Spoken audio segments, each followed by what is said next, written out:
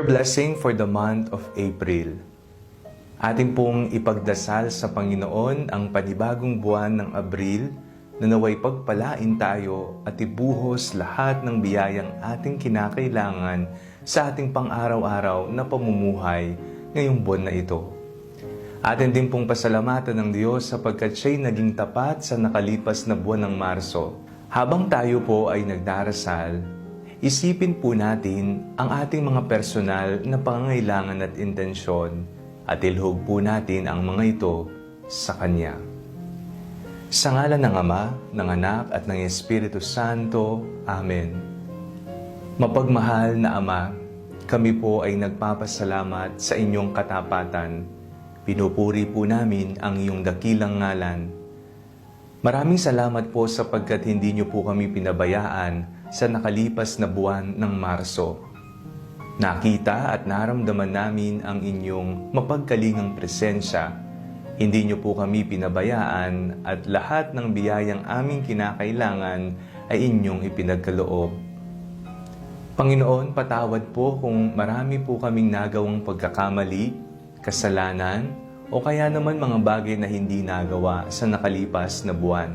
Alam po namin, Panginoon, ang bagong buwan na ito ay isang pagkakataon upang itama lahat ng aming pagkakamali, upang maibigay pa ang aming sarili at makamit ang aming mga ipinagdarasal sa inyo. Sa isang munting panalangin, Panginoon, amin pong ipinagdarasal na kami bigyan ng malusog na pangangatawan. Ipinagdarasal po namin ang kagalingan ng lahat ng mga may sakit, ng mga taong may pinagdaraanan sa buhay, mga taong may mabigat na pinapasang problema. Ipinagdarasal din po namin lahat ng mga naghahanap ng trabaho. Panginoon, ipagkaloob po nawa ninyo ang kanilang pangangailangan.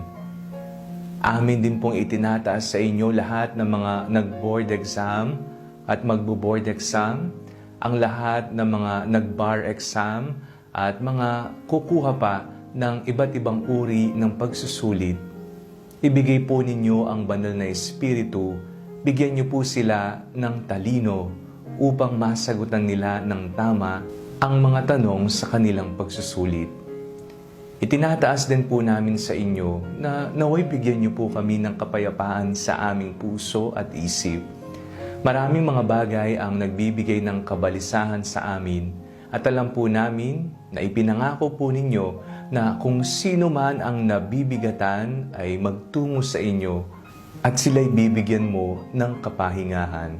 Panginoon, itinataas din po namin na naway magkaroon kami ng isang payapa at makabuluhang mga mahal na araw. Gugunitain po namin ang pagmamahal ng inyong kaisa-isang anak, ang aming Panginoong Jesucristo. Salamat po sapagkat mahal ninyo kami.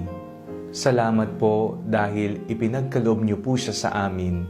Tinubos po niya kami mula sa kasalanan at kadiliman. Nawa ang pagmamahal na aming naranasan sa Kanya ay magtulak sa amin upang mahalin namin ang aming kapwa. At sa Kanyang muling pagkabuhay, itinaas po niya ang aming dignidad. Mula sa pagkamatay namin sa aming mga kasalanan, isinabay niya po kaming iahon mula sa kadiliman at sa mga nagawa naming pagkakamali. Itinataas namin lahat-lahat sa inyo, naway biyayaan niyo po kami ng isang makabuluhan, payapa at tigib ng pagmamahal na buwan ng Abril. Sa ngalan ni Jesus na aming Panginoon. Amen. Sa ngalan ng Ama, ng Anak at ng Espiritu Santo. Amen. Ano ang ipinagdasal mo para sa bagong buwan ng Abril? Let me know at the comment section below. I-type mo at ating pong ipagdasal ng sama-sama. Do not forget to like, to comment, and to share this video to your family and friends. At huwag nyo rin pong kalimutang mag-subscribe sa ating YouTube channel. I-click nyo lamang po ang link na nasa description ng video ito. O kaya naman po, i-search nyo lamang Father Fiel Pareha sa YouTube. God bless you po.